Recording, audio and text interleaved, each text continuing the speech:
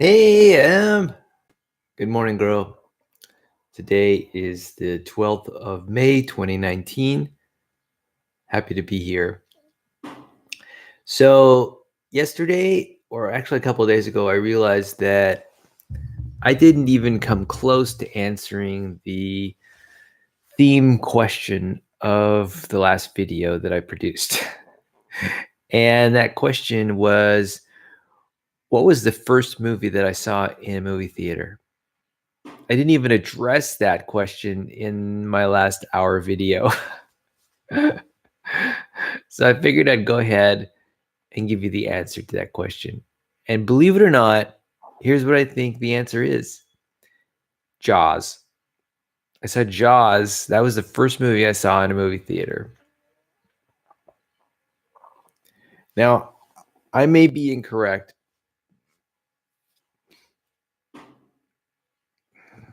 And now that I think about it, I think that is incorrect. Because I think I can remember some other movies. Now, Jaws was a notable movie that I saw in my youth. And it's kind of funny because that was a really scary movie. That was a rated R movie, so I must have been at least like 15 or 16 years old, maybe. No, that's not the case. I think I saw it when I was pretty young, maybe when I was 11 or 12 or something like that. Yeah. Um, so what was the very first movie? I kind of remember seeing some Walt Disney films. Yeah, like an Uncle Remus movie in the movie theater. Yeah. I really can't remember what the first movie I saw in a movie theater was. Maybe it was Bambi. That's a possibility.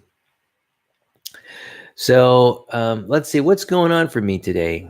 Well, I'm preparing for a trip to Arizona.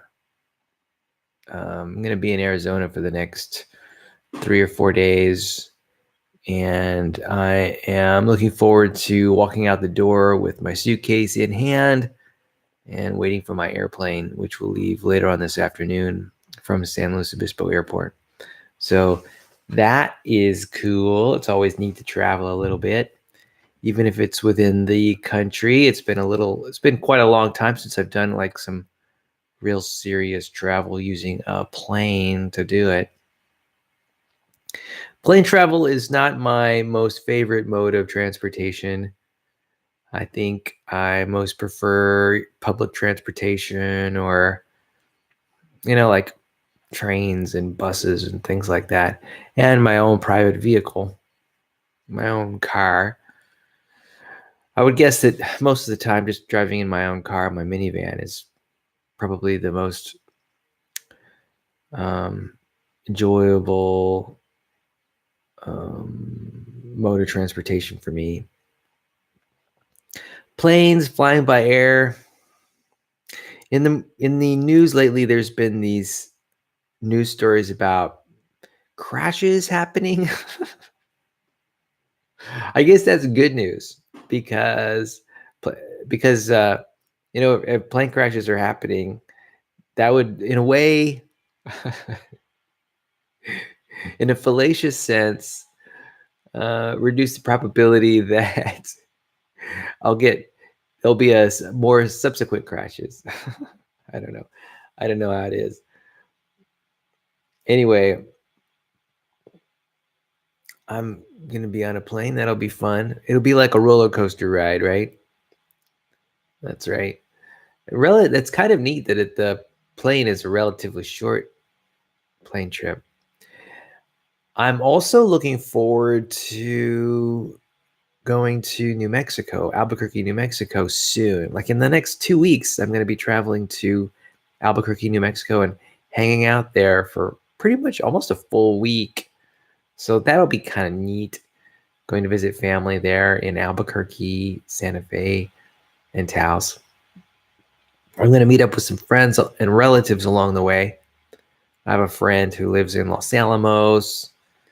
I'll be visiting with him, spending the night at his house. That's going to be fun. Probably tooling around Los Alamos and, basically learning about how the city has changed since I've been there last. And then I've got a friend who lives in Albuquerque I'll be visiting with. And of course, my family. I'll visit my brothers and my sister. And it'll be neat to go. I'm going to go visit my sister's home, which I've actually never been to before. And that's kind of interesting. And maybe I'll celebrate my birthday while I'm there too, because that's about the time of my birthday. The 27th of May is my birthday, and I'm going to be in Albuquerque about that time. So time to party hardy. So I'm looking forward to that, partying on my birthday with my family. That should be a lot of fun. So I hope the weather holds up. I think it will. New Mexico and Arizona. I heard that the weather in Arizona is going to be super hot on one day. I think it's going to be like 92 degrees. It's going to be the high, which is a temperature that I'm not really accustomed to enduring. But I have 100% confidence that my body will be able to do it. No problem at all.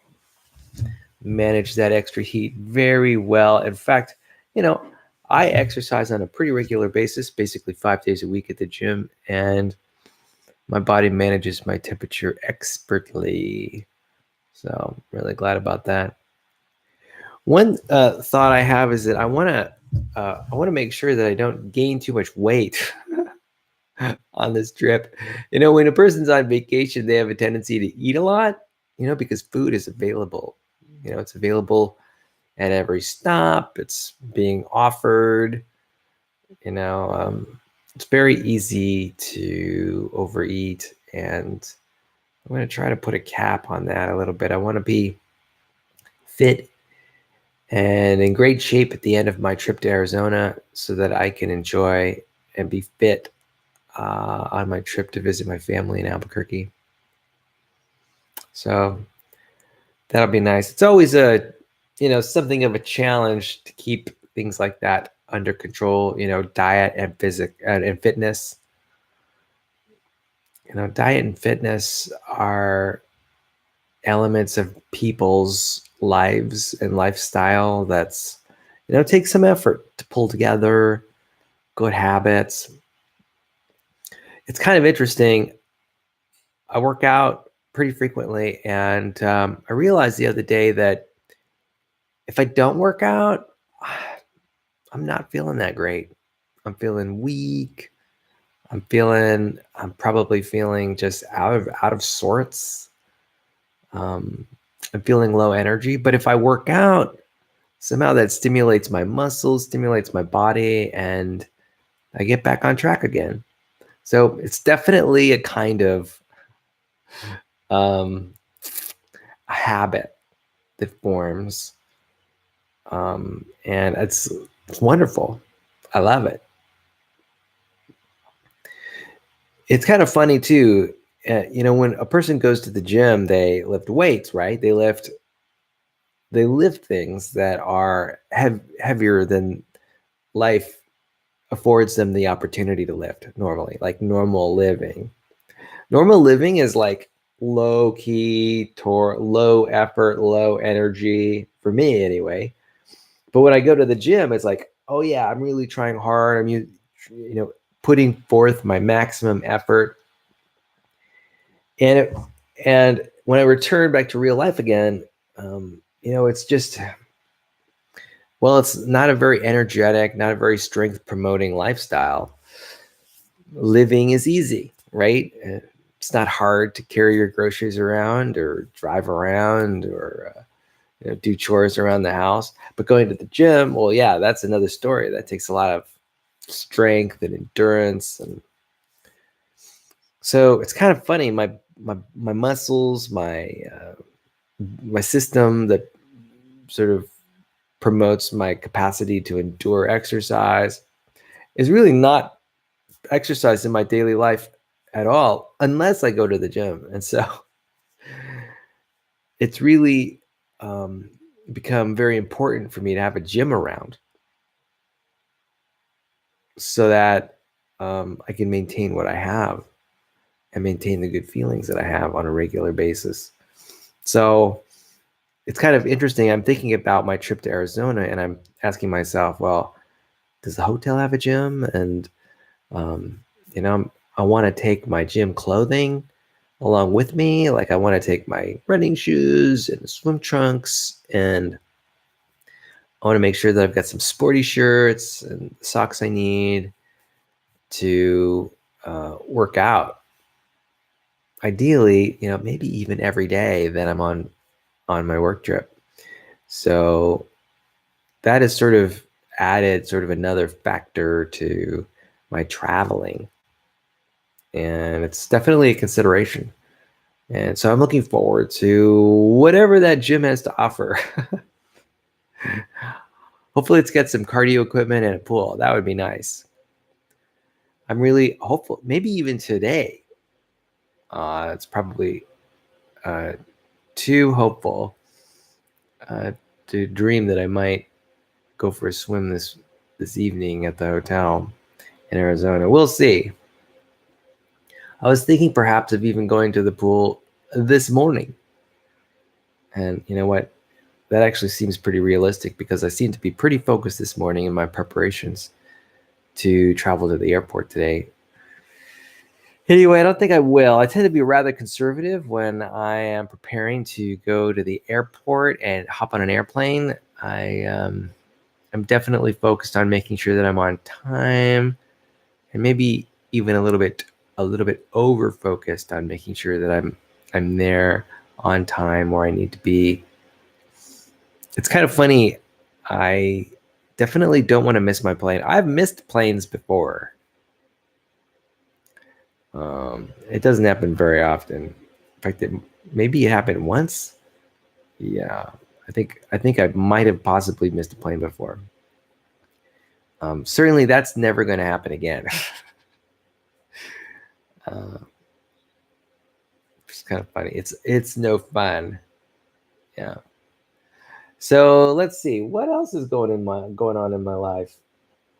You know, what's the last movie that I saw? That's an interesting question.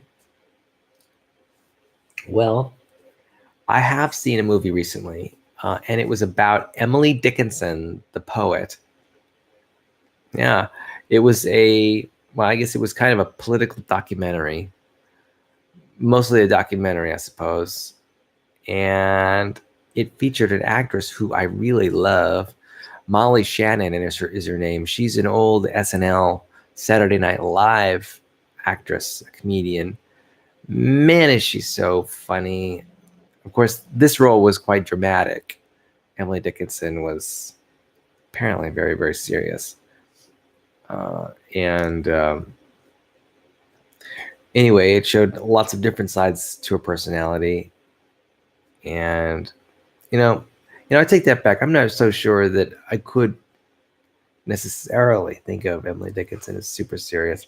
Anyway, Molly Shannon, of course, is hilarious. One of my favorite actresses of all time. Why is she one of my favorite actresses? She's so funny. I think of her as being super funny and so talented. Yeah, so I'm gonna gush over Molly Shannon and how much of an amazing actor I think she is, and comedian. So I actually enjoyed Emily Dickinson, the movie. What was the name of that movie? It was called. What is the name of Emily Dickinson movie documentary? I don't really know. Emily Dickinson movie. Here's one Emily Dickinson movie. You know what? I'm beginning to think that this was not a movie about Emily Dickinson. Hey Google, who is Emily Dickinson? According to Wikipedia, Emily Elizabeth Dickinson was an American poet. Oh yeah, that's her. Hey Google, what's the movie about Emily Dickinson? Wild Nights with Emily. There On it the is. website WBUR.org, they say the newest film is Wild Nights with Emily, starring Molly Shannon, formerly of Saturday Night Live. Yeah. So Wild Nights with Emily. That was the movie that I saw. Pretty good. I saw it at the Palm Theater in San Luis Obispo.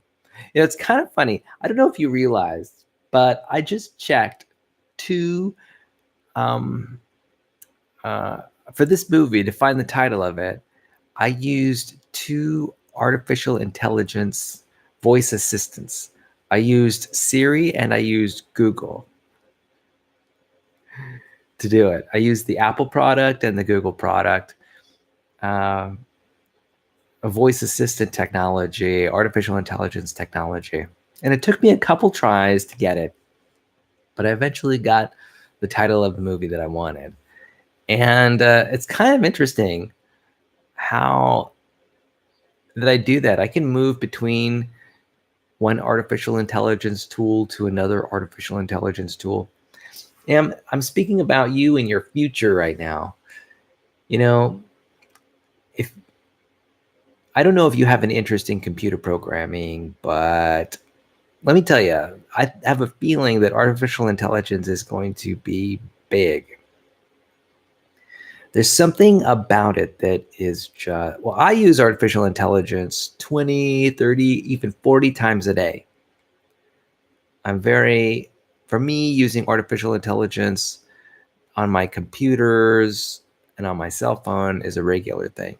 And I've actually noticed what I think is artificial intelligence technology getting better and better and better. And I'm really pleased to see it. In fact, I went to an artificial intelligence debate sponsored by Allen Hancock College a couple weeks ago. Some computer scientists debating and discussing ideas related to artificial intelligence.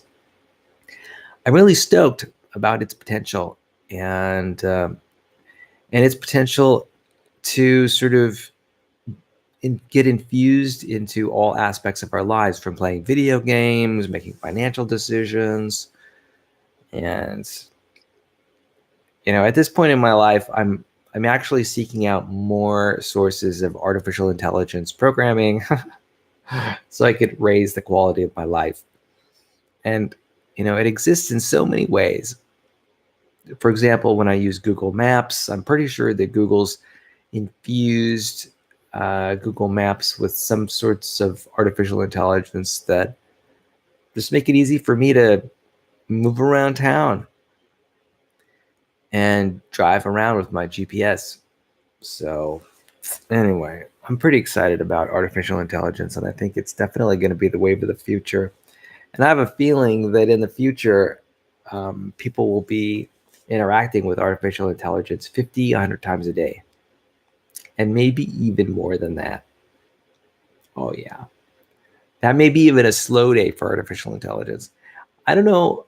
I have a feeling, too, that artificial intelligence adoption is really going smoothly and is happening at a very rapid pace.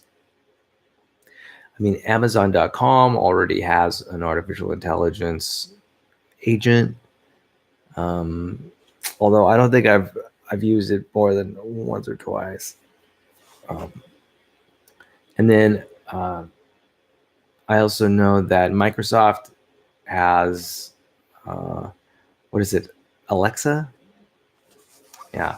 So Microsoft has Alexa, Apple has Siri, Google has the voice assistant or Google Home. There are already a lot of them, and I have a feeling it's going to really take off because human brains need answers. Human brains want to know. We want to know what's going on. We want to know what. We have so many questions that we ask all day long, and we need some help. I hear that the human brain has between 30 and 60,000 thoughts that it processes each day. And Even if a small subset of those thoughts are aided by artificial intelligence, that will be a boon, just a wonderful thing for the future. And I'm really looking forward to it. All right, moving on to the what topic did I get distracted from? Oh yeah, talking about Molly Shannon and Wild Nights with Emily. It's kind of funny. That title is, from an artistic critique standpoint, I'm not sure if I really enjoy hearing the title to that movie. Wild Nights with Emily. That title does not really strongly relate to the movie and the content of the movie. I guess it relates partly to it.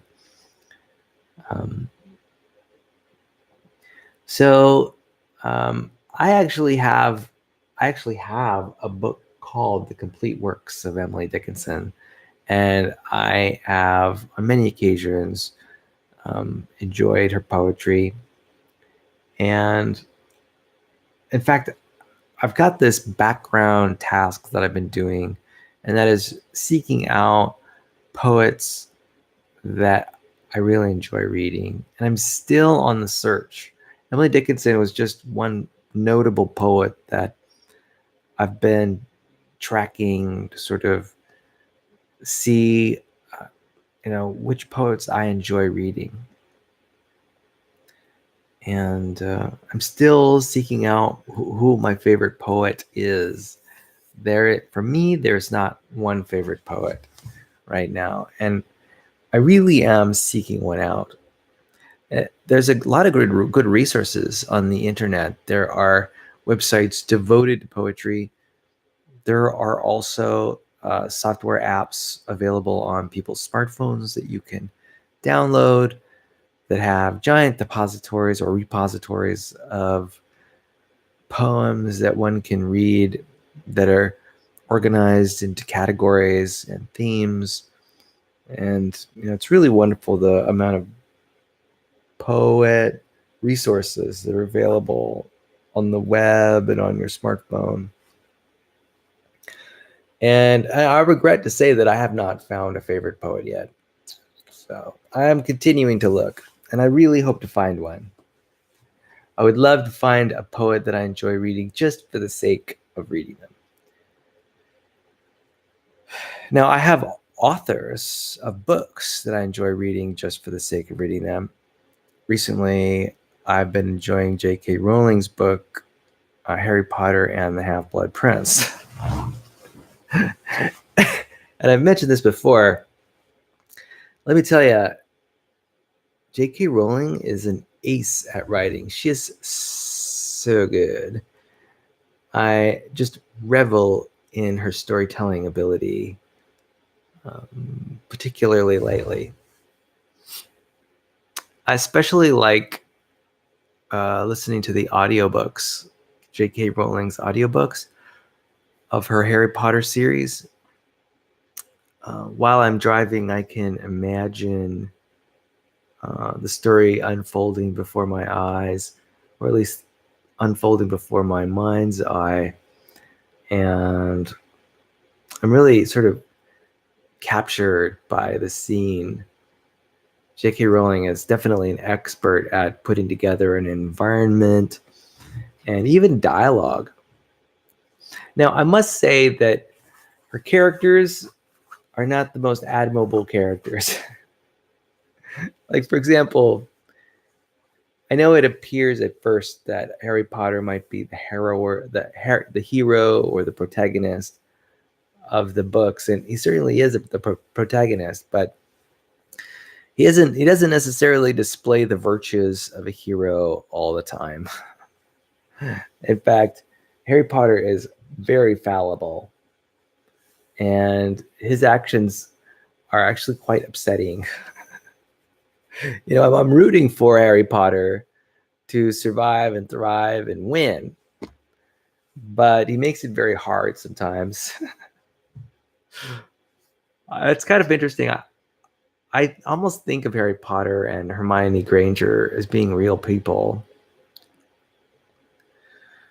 because I'm relating so strongly to the characters, and I've basically listened to so many of J.K. Rowling's books on audiobook that I don't know. They seem like Ron Weasley seems to be like a real person to me. It's kind of funny. It's kind of funny how a person's brain could be affected by media like that.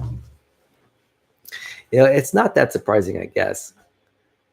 I have a sense that media in general is helping people cope with isolation that's been coming with this new generation of technology and how society's changing. And for example, two of the comedy sitcoms that I really enjoyed watching on television were Friends and Seinfeld. And isn't it interesting to note that these TV shows, I'm even remembering The Office, which is a great film, which is a great sitcom on TV, but really they involve groups of people interacting with one another, and you watch them so frequently it almost seems like they're real people. Like the characters, like Seinfeld is like a real person, and Cosmo Kramer, I mean, I kind of think that these people are real, these characters are real, and that they're a part of my life. My brain is actually believing that. And I think that's cool and wonderful to have these fictional characters is really appearing to be real in my own mind. And in some ways I kind of relate to them. I ask myself, well, what would Hermione Granger do in this situation? And that's actually a useful tool to consider when trying to brainstorm new behaviors. And isn't it interesting how fictional characters can take the place of or take the role of a real person? It's pretty surprising, actually. I know that's probably what makes social media and media in general so powerful and influencing. Whether it's fiction or nonfiction based, these characters are a part of our lives, whether they're real or not. If they appear to be real, then our brain accepts that appearance as truth, and they're real. Oh, that's kind of interesting. So, one thing I've also been noticing about some of these videos that I produce is that I tend to do a lot of yawning in them sometimes. I don't know what it is about yawning. It is the morning time, and but I've gotten plenty of sleep, and I feel fully satisfied. I don't really know what the source of the yawning is in some of my videos. There's just a sort of a, I don't know. Maybe it's a habitual thing where I decided that it's okay to yawn. I don't know. I don't know what it's about. Just a moment ago, here I am admiring my teeth. Golly. I am so happy about my teeth being released from the braces that they were constrained by for the last 1.5 years. So nice to have my teeth back. I was just feeling the teeth the other day. They sure are smooth. I really like them. I am really fortunate, I think, to have a nice smile. And I get compliments on it all the time. And it's just, of course, a trick of luck that I actually have what I think is a nice smile. I think it really comes in handy in my sort of creating connection with other people. And so I feel really fortunate to have that benefit. Yeah. Yep. I'm a lucky guy. As the years go by, I recognize just how lucky I am. Life is harsh. It's harsh for a lot of people and quite unforgiving. The other day, I was watching this man cross the street. He was somewhat disabled. He could use both of his legs, but he was using crutches. And it was apparent that this was probably some kind of, at least apparent to me, that this disability may have been present during his entire life. And what struck me was that how easily that could have been me. I mean, seriously. Thankfully, it appears, at least in my mind, that no matter what your life is like, that your brain adapts to your life as it is. And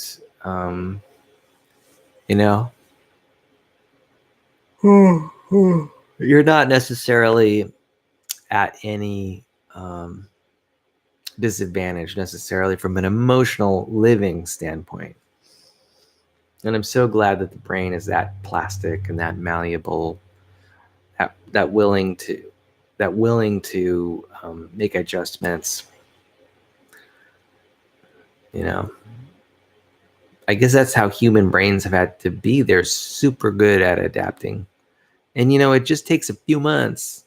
Even if there's a major transition, like you lose a family member or you lose a limb, or you make $1 million or you lose $1 million, the brain in a matter of months makes adjustments, and that change just becomes old hat in no time.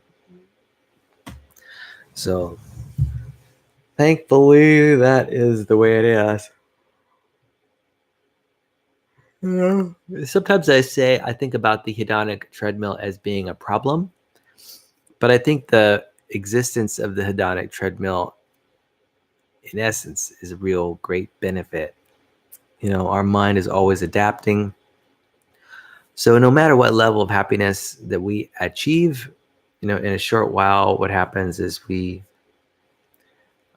normalize whatever wonderful thing has happened, and it just becomes, basically we take it for granted. In fact, now that I think about it, the hedonic treadmill and taking things for granted are basically negative ways of stating the positive idea that the brain is continually changing and adapting to its external environment and continually sort of renormalizing and making normal the unique, and I'm really glad that the brain does that. I mean, I could see how in a number of ways it's probably a problem, but I think certainly in an amoral universe in which we live, having a brain that continually adapts to its environment, no matter what environment that is a real benefit. It's kind of funny. I think that people are just in their minds think, wouldn't it be nice to have objective moral laws or, objective standards by which to make judgments and assessments about the world? But really what happens is that becomes a big problem. It's really better that everything be subjective. It's better. Having objective sort of standards for, say, happiness and other things like physical ability or to me now seems like a very strong burden. That would be what it would mean is that there would be an objective threshold, and there might be people that would never meet that threshold or move above it during their entire lives, no matter how hard they tried. And, I can see how that might set people up for long-term disappointment and sort of long-term mental problems about relating to whether they measure up or not. So I actually think it's quite ingenious and reasonable that, morals and norms are really they're essentially subjective standards. And I'm actually really pleased that reality turned out that way, despite the sometimes that even I wish that there were objective standards out there to seek out. I think it's funny how, we kind of do that when it comes to meaning, right? Human beings are always keen on answering the question, what's the meaning of life, or what's the meaning of my life? And humans are always actually slightly disappointed that there are no objective standards that one must achieve in order to have a good life, right? That just doesn't exist. And I think that there is an air of disappointment among many. And I've felt it myself many times. And, but now, the more I consider the value of the subjectivity and relativity of life, this is it. How life is put together makes sense and is necessary, I think, for the, for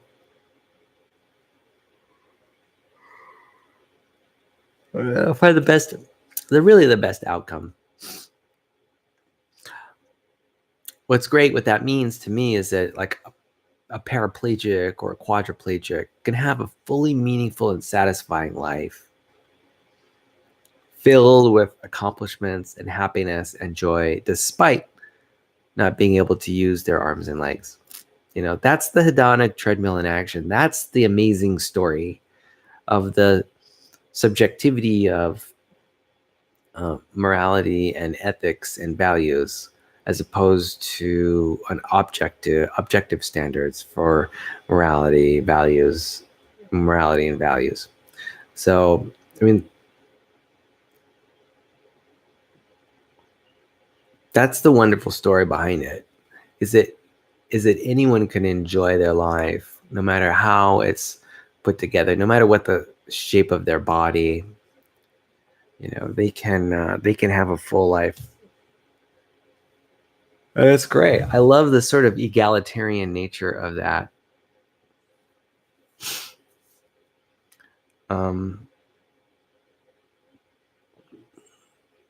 Yeah, this reality is a pretty special place, the way it's put together.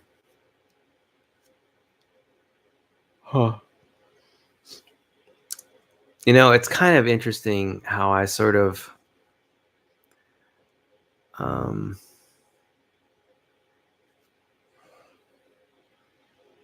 use that phraseology, how it's put together.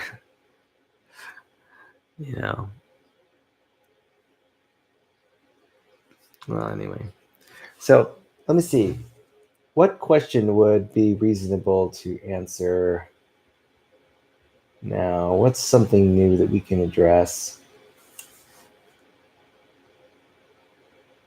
As a child, did I ever peek into a wrapped gift before I actually received it? And did I ever get caught? And explain the details. Okay, so did I ever peek into a wrapped gift that I was about to get? I'm pretty sure I did. I was pretty inquisitive as a kid growing up. Here's the thing, though. I didn't get a whole heck of a lot of gifts related to the holidays. I did get other gifts, though. And here's the thing. Gift giving doesn't have to be secret, necessarily. I mean, that's why Christmas gift wish lists exist. It's definitely possible for a person to receive a gift that is a wonderful gift and that is also known to all, including the recipient. Yeah. This whole idea of the secret gift giving, I'm not sure where that came from, but it's not always necessary for it to be a secret. Eventually, the gift will be offered and received, and at that point in time, the gift is no longer a secret. The secret is always sort of defeated or busted, right? Yeah. So, but can I remember when I ever peeked into a wrapped gift before I actually received it? There isn't any instance of that coming to mind right now. I have a feeling that I did do that, but I don't remember anything about it. All right. Here's another question. What dream has come true for me? Or what dream has come true for you? Well, I think for me, the first answer that comes to mind is the fact that I'm still alive, as old as I am. I remember when I was like 9, 10, 11, 12, 13 years old, I was focused on the idea that I probably would not live a long life. I mean, I must not have been too optimistic or hopeful as a kid, but I really thought that, say, by age 17, I'd be dead and wouldn't be alive. But miraculously, I am still alive. And my birthday, my 48th birthday, is coming up soon. And I have every intention of celebrating it with my family later this month. So I think that dream has come true. Like, oh, wow, wouldn't it be great if I could live a long time? And it's already happened. I mean, for me, even though I'm relatively young, just knowing the fact that I'm as old as I am and still kicking and still healthy and strong is notable and important to me. And I'm just really surprised that things are going so well for me and that I continue to live and thrive. So that's definitely a wish come true, my longevity. Now, I also have wishes about possibly living to age 80 and maybe even age 90. We'll see how that goes. I know that's a really tall order, particularly the age 90 number. We'll see. I'm hopeful that with modern technology, particularly medical technology advancements over the next 20, 30, 40 years, that there's a good chance that that's a possibility. So long as I keep tracking the health websites and tracking clinical studies about advancements and developments in the field of medicine to sort of help me avoid injury and illness. Yeah. So, any other dreams that have come true for me? Well, yeah. I mean, there was one dream that I had about just me growing up into this amazing, mature man or person. And I think that that's happened. I remember thinking to myself at like age 16, 17, 18 about how amazing I would be at, say, age 40 or 50 years old or 60 years old. And I think that's come to fruition. I do feel that I'm rather amazing and that the life I lead is pretty exceptional. And so, I mean, I honestly believe that. And in a way, that is a dream come true. I remember having that dream. Maybe I was like 15, 16. I knew at the time that I was sort of doing the best that I could in high school. And, I knew that I was struggling to learn certain subjects. I've always sort of had trouble in math and I always strove to make an effort. And, I'm just really pleased that there has been a really positive outcome, that somehow I did find a job worth having and worth being at. And I somehow did develop a personality that with experiences that are valuable to me, that somehow I maintained my emphasis on personal growth. And, somehow I'm still making progress in terms of my mental health and my physical health. And I am turning out to be, at least in my own view, a pretty remarkable person with who's relaxed and calm and generous and kind. And, it's all pretty much coming together. I've just been really lucky. I'm really beginning to fully acknowledge that now. And it's wonderful. So that's a dream that's come true for me. And while I'm talking to you about dreams coming true, I also do have a dream that has not come true yet, which essentially is you and I connecting on a regular basis, enjoying each other's company, and just having lots of fun. Engaged in lots of play and personal growth activities. And, that's a dream that I have.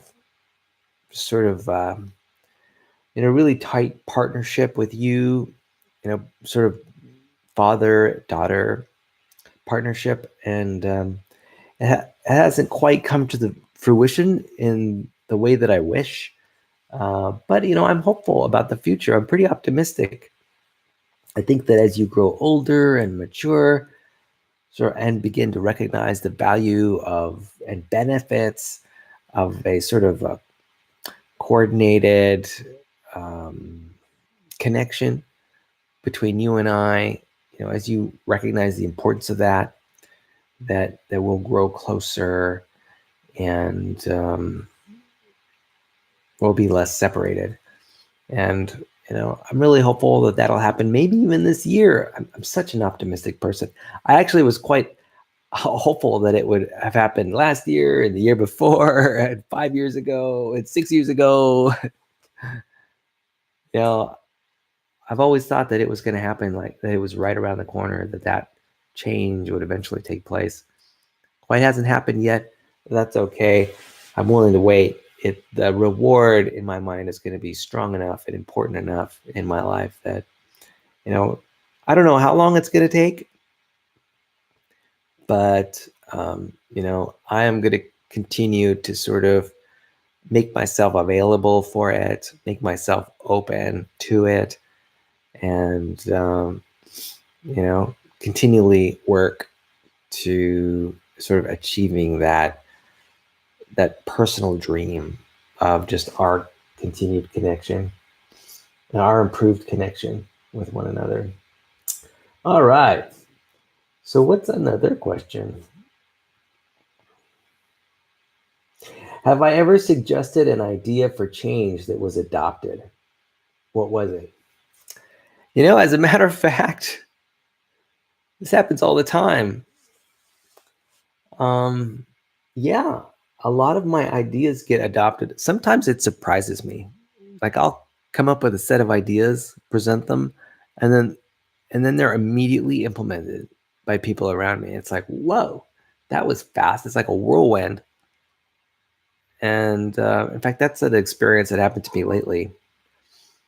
It was, I don't know, I had a few proposals or ideas at work. And before I knew it, I had coworkers that were just moving forward powerfully in the direction of those ideas. I mean, surprising. It's like, whoa, this is moving fast. And so, yeah, it happens all the time. I often suggest ideas for change that are adopted, and man, it's amazing how good it makes me feel. I'm really pleased by it.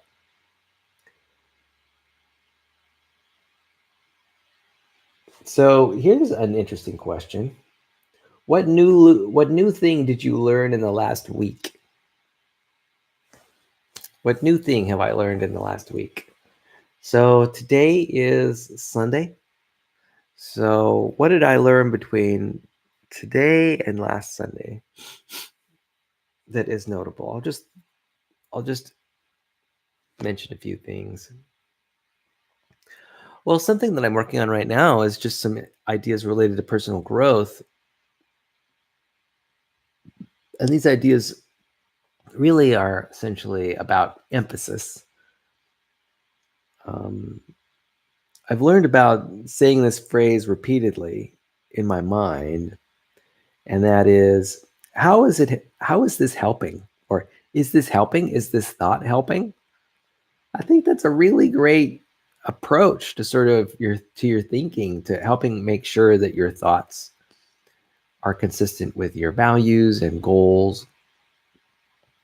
Is this thought helping? I think that's a really neat evaluation of your thinking process in the moment. And I learned that little phrase, is this helping? I learned to ask that question while I'm engaged in thought, because I think it's going to help me meet my personal goals more effectively in the future. Is this helping? What a great phrase. There's another phrase. Another idea related to my thinking that I've learned recently, and that is the question of asking, what is the trajectory of my thoughts? Or what, if I'm having a judgment, what trajectory does that judgment send me into? And I really like this idea about thinking about your own thoughts and sort of focusing on, what the trajectory of those thoughts are. To me, that's sort of a view from the balcony where you're overseeing your own thought process and you're making judgments about whether your thought process is appropriate or not. And I really like this idea of, what is the trajectory of your thoughts? I think it is important to contemplate that, to make sure that your thoughts are keeping you on track, to help you meet your needs, values, wishes, desires, and goals. So I'm going to be saying that idea to myself on a frequent basis. What's the trajectory of this thinking? Yeah. So those are two things that I've learned this week. It's all about thought management, my friend. It's all about thought management, Emily. So what else have I learned? Well, I did see that movie about Emily Dickinson. I learned a little bit more about Emily Dickinson. The fact is that I wasn't necessarily aware. I mean, I was somewhat aware of Emily Dickinson and the sort of side story of her, I don't know, her love of women. And I wasn't that familiar with the story. I didn't know it played such a prominent role in Emily Dickinson's life. At least that's something I learned from the movie, the documentary that I saw a couple days ago at the Palm Theater in San Luis Obispo. So that's something I learned. I did not know that Emily's love for women was such a big part of her life. I just didn't know. So that's one thing I learned. Let's see, what else did I learn recently? Just this in the last week. Well, here's the thing. I learn things continually. I learn a lot of things.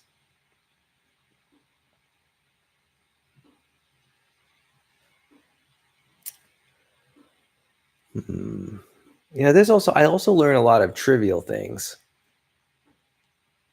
Like right now, I've learned that one trivial thing is that it's too early to buy a parking permit for Allen Hancock College for the summer semester, which is interesting because, I can sign up for classes during the summer semester, but I can't sign up for a parking permit. I can't purchase a parking permit until, I guess, after the spring semester is over. So that's something I learned. I kind of thought that, I had originally been under the impression that if you could register for a class in a certain semester, you could buy the parking permit for it, but clearly I was mistaken. What else have I learned? Oh yeah, I've learned that I have a nice smile. Absolutely. What else have I learned this week? What have I learned today? Oh, here's something I've learned today. So I enjoy drinking water. I try to drink a liter of water every morning. Before I leave the house every morning, I try to drink a liter just to rehydrate. And recently I've been putting a tea bag into my water. And in the past, I've not been sort of focused on what kind of tea. It's just been whatever is the best tasting tea that I got in the house, right? I've been using tea instead of, say, Crystal Light drink, Crystal Light crystals. I've been using tea because I think I can get some benefits from using tea. Tea often has polyphenols and all kinds of other ingredients that help with things like blood glucose control and high blood pressure, and reducing oxidative stress. And I figured, I might as well choose a functional food like tea instead of something non-functional like a Crystal Light mix in my waters. I knew that, but one thing I did not know is that black tea, green tea, and oolong tea are all the same plant. They are all leaves of the same plant. And that what makes those teas different is the level of fermentation that those tea leaves undergo before they're put in tea bags. Green tea is the least fermented, oolong tea is moderately fermented, and black tea is highly fermented. I didn't realize the connection there. I kind of always thought that even herbal tea had regular tea leaves in them, but I was misinformed, or actually I was mistaken, just completely mistaken about it. And this idea that herbal teas often don't have, real tea leaves in them, established traditional tea leaves in them. I did not quite appreciate that on just a level of a strong distinction. So I'm glad I know that. So anyway, I'm going to try to drink black tea or green tea more often. I've also, one thing I've learned too is I'm really loving tea, and I think I like tea more than I like even coffee. Now I love coffee, and there was a time this winter when I was drinking 2, 3, 4 cups of coffee, decaffeinated. I'm a decaffeinated guy, and so I drink lots of decaf coffee, and I'm finding that I like the decaffeinated teas better. So somehow the flavors are just more enjoyable for me. A lot of fruity flavors, minty flavors in tea. Orange bergamot is a wonderful flavor in tea. So that's something I've learned recently, that I think I love tea more than I love coffee. I still love coffee, by the way. I love coffee a lot, but I think I might love tea a little bit better. So today may be the last day that I post a video for a couple days. Like, I probably won't post another video until Wednesday or Thursday of this week. Normally I try to post every day, but the fact that, but who knows, maybe I will post. There's a very good chance that maybe I'll post a video just using my cell phone. Yeah, if I can find a spare hour on my trip to Arizona, I think that's what I'll probably try to do. Because having open lines of communication with you, Emily, is something that's really important to me. And so I'm going to make sure that I want to ensure that those lines of communication are wide open, so that you and I can get to know each other better and learn about each other, and learn and grow and connect. If not face to face, then in some other way, some electronic way. I'm keen on making sure that happens. So, okay, I'm going to wrap things up, Emily. Thank you very much for clicking the link, and I hope you learned something today. I'm really glad that I got around to telling you what was the first movie that I ever saw. Actually, there was basically a lot of uncertainty in the answer to that question. I'm not sure. The first really scary movie I saw was Jaws. Anyway, I hope you have a wonderful day and a wonderful rest of your weekend. I know finals are coming up. I've already had my final in my welding class, Welding 106.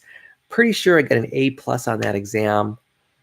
Yes, I love when I get 100% or A+ or A's of any kind on final exams. You know, all it takes is hard work, study, focus, and you can do it too. So good luck on your final exams this coming semester as things wrap up in your classes. And I'll see you on the other side this summer, where I hope to do a lot of fun things. Hopefully I'll have a lot of things to report to you about what I'm doing this summer. And I want you to know that I love you very much.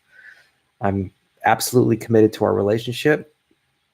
And I hope you have a wonderful, joyful, beautiful, fascinating day today. I love you, girl. Bye-bye.